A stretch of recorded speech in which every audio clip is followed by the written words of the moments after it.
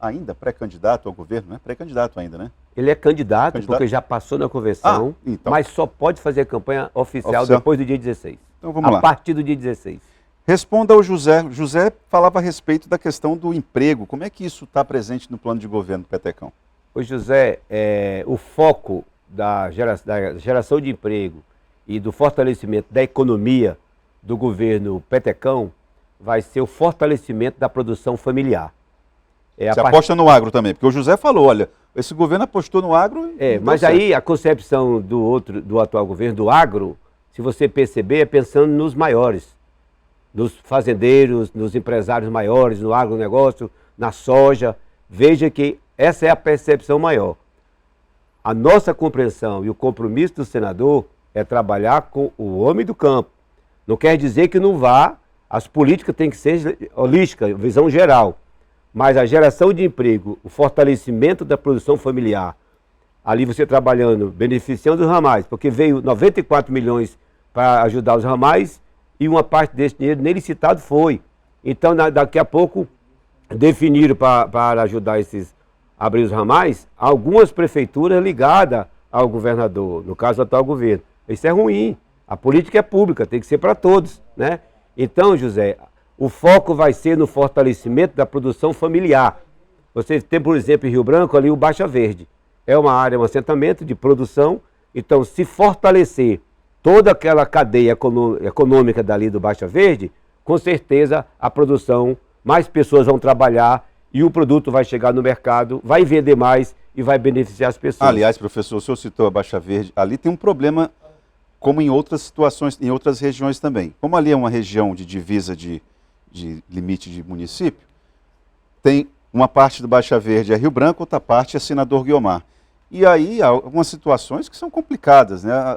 As pessoas estão geograficamente mais próximas de Rio Branco, aí o posto de saúde fica para cá, mas não há, isso aí pertence a Senador Guiomar, isso é com o prefeito de lá, escolas também, os serviços públicos, a comunidade fica completamente desassistida. E refém de um município, de uma prefeitura ou de outra. Exatamente. Mas como o governo do estado vai fazer um trabalho em parceria, independente de quem seja o prefeito... Isso já foi dito, hein, professor Coelho? Não, mas agora é de verdade, agora é verdade. Todo mundo conhece a postura do senador Petecão. Então a parceria vai ser para atender as pessoas. O senador Petecão é um senador municipalista. Veja que as emendas dele estão voltadas, a maioria, para os municípios, porque é nos municípios que moram as pessoas. Então, o objetivo, José, é fortalecer a produção familiar. Não adianta nós inventar a roda.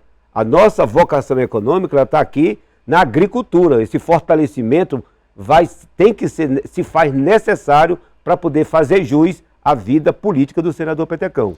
Pergunte ao entrevistado se no plano de trabalho do Petecão se tem programa de saneamento básico, já que ele votou contra.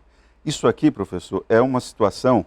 Isso aqui, o telespectador está fazendo referência àquele projeto lá do marco regulatório do saneamento básico, que é uma situação que o senador Sérgio Petecão, por mais que explique, ainda assim é pouco. Por favor. Mas veja, eu vou pedir para fazer uma reflexão em relação à nossa... Vamos lembrar da nossa Eletroacre.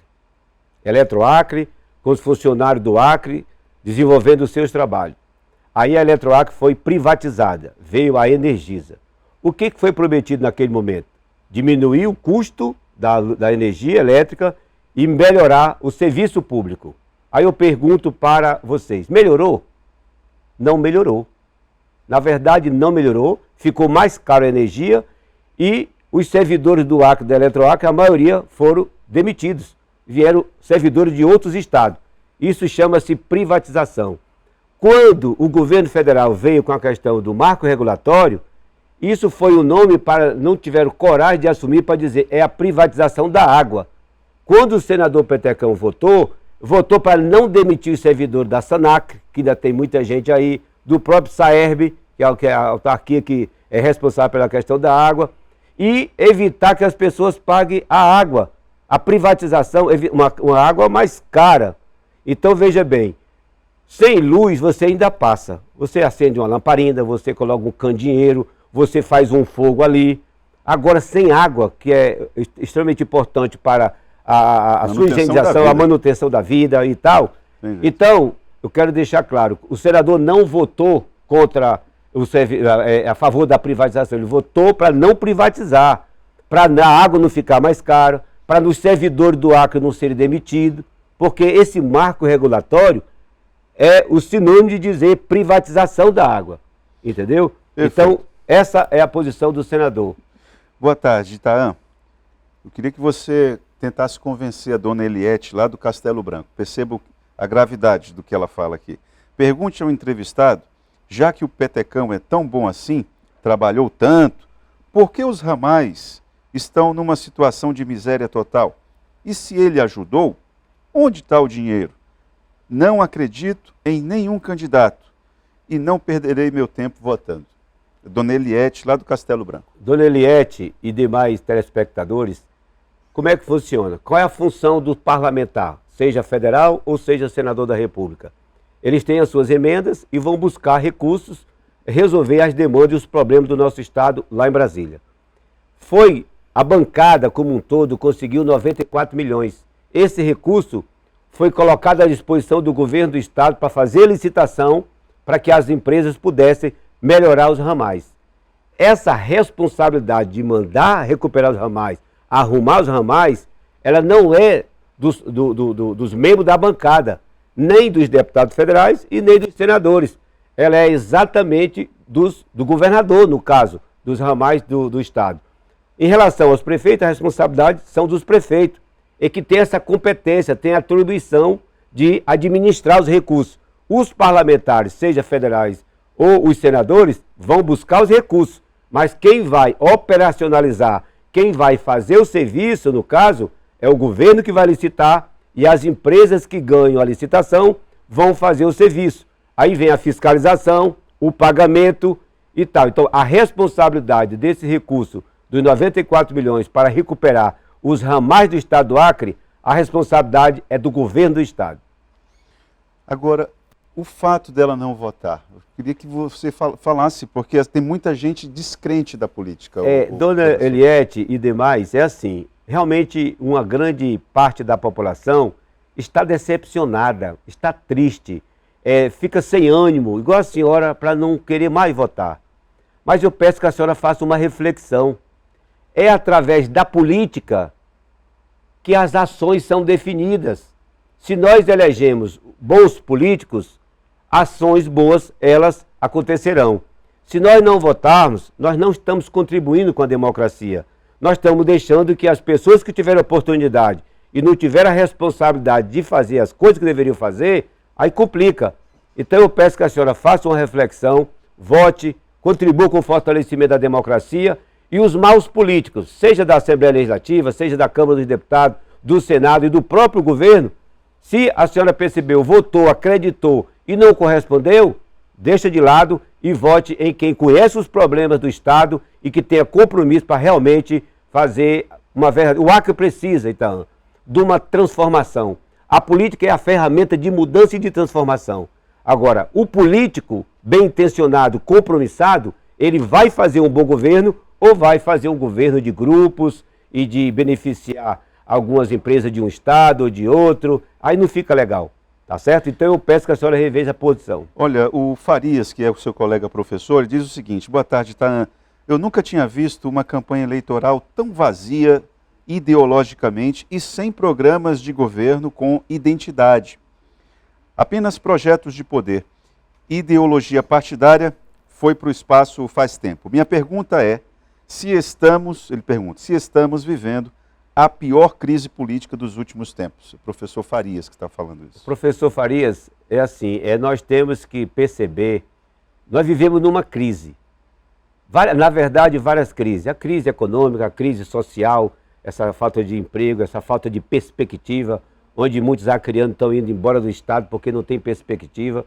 E assim, o senhor vai perceber um pouquinho mais na frente, a partir do dia 16 de agosto. Nós estamos agora nesse período de pré-campanha. Então, as propostas, de todas as candidaturas, a única candidatura que tem um plano de governo já registrado, já apresentado, é a do senador Petecão. Então, como a campanha oficialmente, esse debate, essa interação, ela vai acontecer a partir do dia 16, eu peço que tenha um pouquinho de paciência, que a partir do 16 vai dar para o senhor mensurar e perceber os programas, os projetos, não de poder por poder, mas um projeto que vise o desenvolvimento do Estado e a melhoria da situação da nossa população. Itaã, eu tenho 59 anos. Eu tenho, graças a Deus, tive uma oportunidade muito boa da vida e tive uma qualificação e consegui aproveitar os espaços. Mas é triste, é lamentável. Nós temos pessoas no Acre passando fome. Passando fome, pessoas que não têm, pessoas que não tomam café, almoçam e não jantam.